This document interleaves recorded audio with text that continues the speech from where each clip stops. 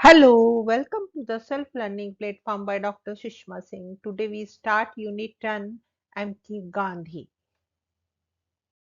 And we start with topic Gram Swaraj or development from the below. According to Gandhian thinking, democracy can function smoothly and according to the concept of Swaraj only if it is decentralized. Centralization as a system is inconsistent with non-violent structure of society. He wanted the center of power to move from cities to villages, while conceptualizing the democratized system of rule or decentralized system of rule.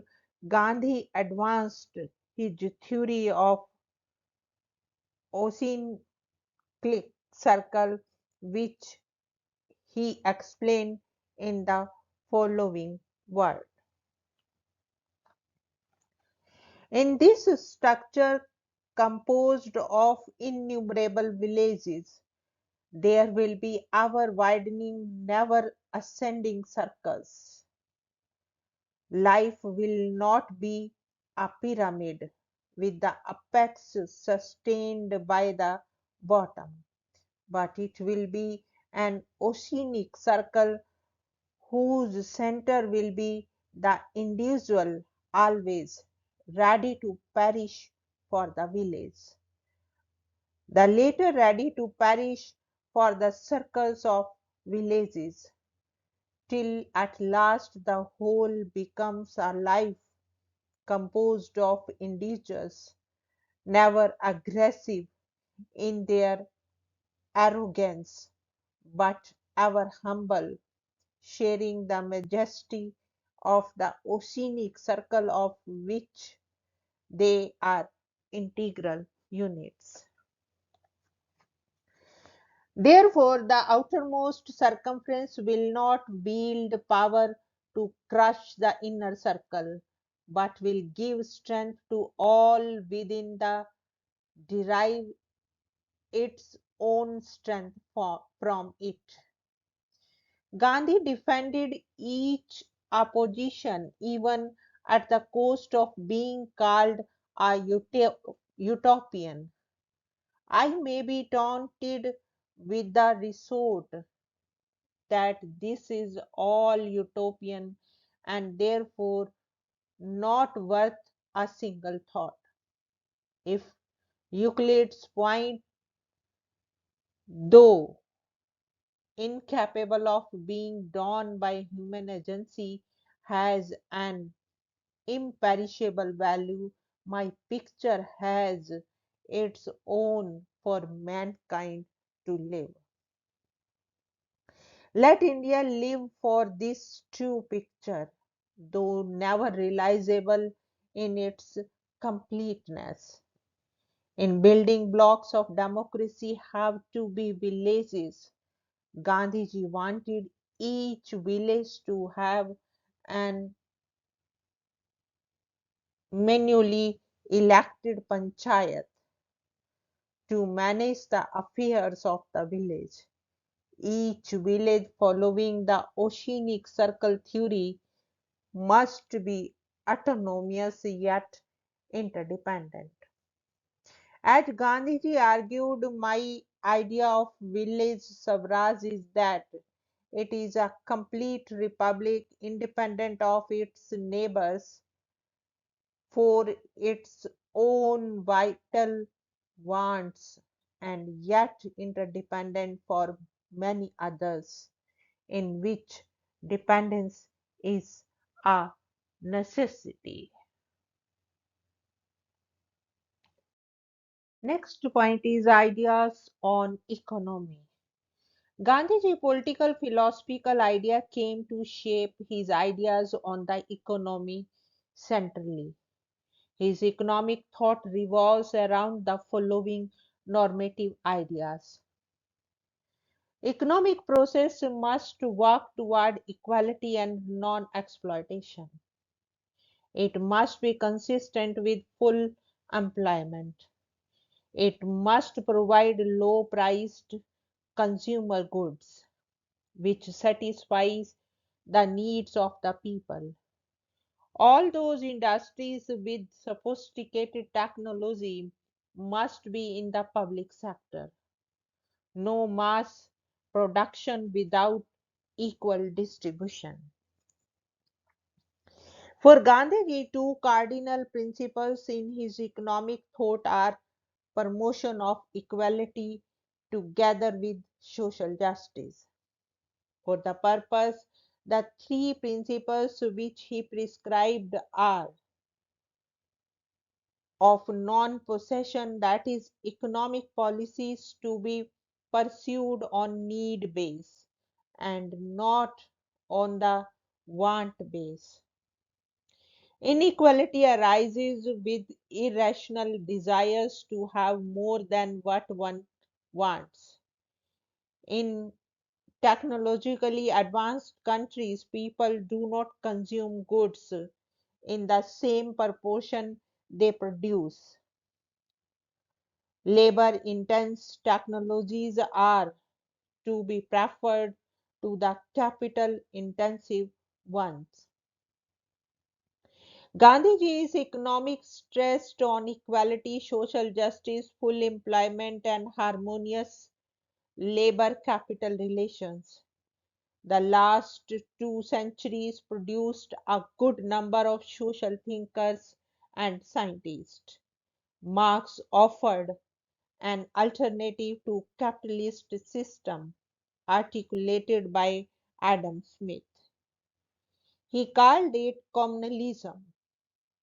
In between capitalism and communalism stood socialism. Capitalism gave rise to colonialism and exploitation of the poor, against which Gandhi fought all through his life. But he opposed capitalism as much as communalism. For him, the individual, his freedom, dignity, and satisfying life were more important than mere economic progress, which both capitalism and communalism promised to deliver. Anything that did not liberate the man was unacceptable to Gandhi. Morality and ethics occupy a central place in Gandhian concept of economics. True economics never mitigates against the highest ethical standard, just as all true ethics to be worth its name must. An economics that inculcates mammoth worship and enables the strong to mass wealth at expense of the weak is a false and dismal science. It spells death. True economics, on the other hand, stands for social justice. It promotes the good of all, equally including the weakest, and is indispensable for decent life. In Gandhian economics, the supreme consideration is the human being. Every man has the right to live and therefore to find work to meet his basic needs of food, clothing, shelter, education, health, and self esteem. He felt these should be freely available to all as God's air and water are ought to be. They should not be made a vehicle of traffic for exploitation of others. Their monopolization by any country, nation, or group of persons would be unjust. He argued that he must utilize all human labor before we entertain the idea of employing mechanical power. Real planning, according to Gandhi, consists in the best utilization the whole manpower of India and the distribution of the raw goods of India in her numerous villages instead of sending them outside and rebuying finished article at fabulous prices. Next point is Sarvodaya, the rise of all. Gandhiji was critical of the path both capitalism and socialist economies had taken. American harbors massive poverty amidst abundant wealth. America is the most industrialized country in the world, and yet it has not banished poverty and degradation. This is because it neglects the universal manpower and concentrates power in the hands of the few who amass fortunes at the expense of the many. Socialist economies, he felt, put the cart before the horse. As I look at Russia, where the apotheosis of industrialization has been reached, the life there does not appeal to me. To use the language of the Bible, what shall it avail a man if he gain the whole world and lose his soul? In modern times, it is beneath human dignity to lose one's individuality and become a mere cog in the machine. I want every individual to become a full blooded, fully developed member of the society. While he looked at socialism positively, he felt that it was deeply enmeshed in violence. Socialism was not born with the discovery of the misuse of capital by capitalists. As I have contended, socialism, even communalism, is explicit in the first verse of Isan Punishad. What is true is that when some reformers lost faith in the method of conversation, the technique of what is known as scientific socialism was born. I accepted the theory of socialism even while I was in South Africa. My opposition to socialist and other consists in attacking violence as a means of effecting any lasting reforms. Further, socialism has only one aim, that is material progress. I want freedom for full expression of my personality. Under the other socialism, there is no individual freedom. You own nothing, not even your body.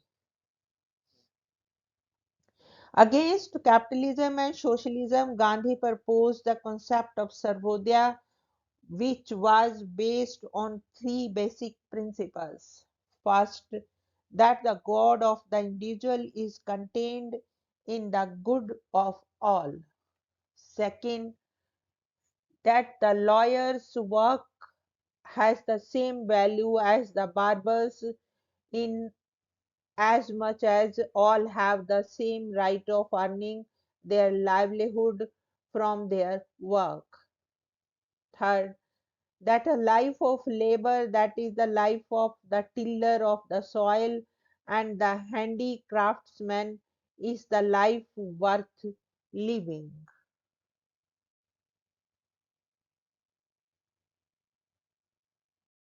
Next point is theory of trusteeship. One of the most original contribution of Gandhiji in the area of economics is the concept of trusteeship. Gandhiji wanted complete equality in so far as the basic needs of the people were concerned. In fact, he wanted the basic needs of all, including animals, to be judged satisfactorily. But At the same time, he wanted people to have incentive to remain economically active and produce more. This naturally would lead to some people have more than what they need. They would be rich, but they would be no poor because the basic needs of all the people would be satisfied. To ensure that those who were rich did not use their property for selfish purposes or to control others, he derived the term trusteeship, explaining the meaning orderly. This term, he said, everything belonged to God and was from God. Therefore, it was meant for his people as a whole, not for particular individual. When an individual had more than his proportionate portion, he became trustee of that portion for God's people. He wished that idea of trusteeship becomes a gift from India to world. Then there would be no exploitation and no reserve. In these distinctions he found the seeds of war and conflict. He elaborated on his idea of trusteeship extensively. He suggested as to the successor, the trustee in office would have the right to nominate his successor subject to the legal sanction. The idea underlying the concept of trusteeship was twofold. First, all humans are born equal and hence have a right to equal opportunity. This means that all must have their basic needs fully satisfied. Second, all humans, however, are not endowed with equal intellectual and physical capacity. Some would have greater capacity to produce than others. Such persons must treat themselves as trustee of the produce beyond their basic needs. Third, violence and force as modes of distribution of produce have to be rejected. Now we want to wind up this lecture and thank you so much for your attention.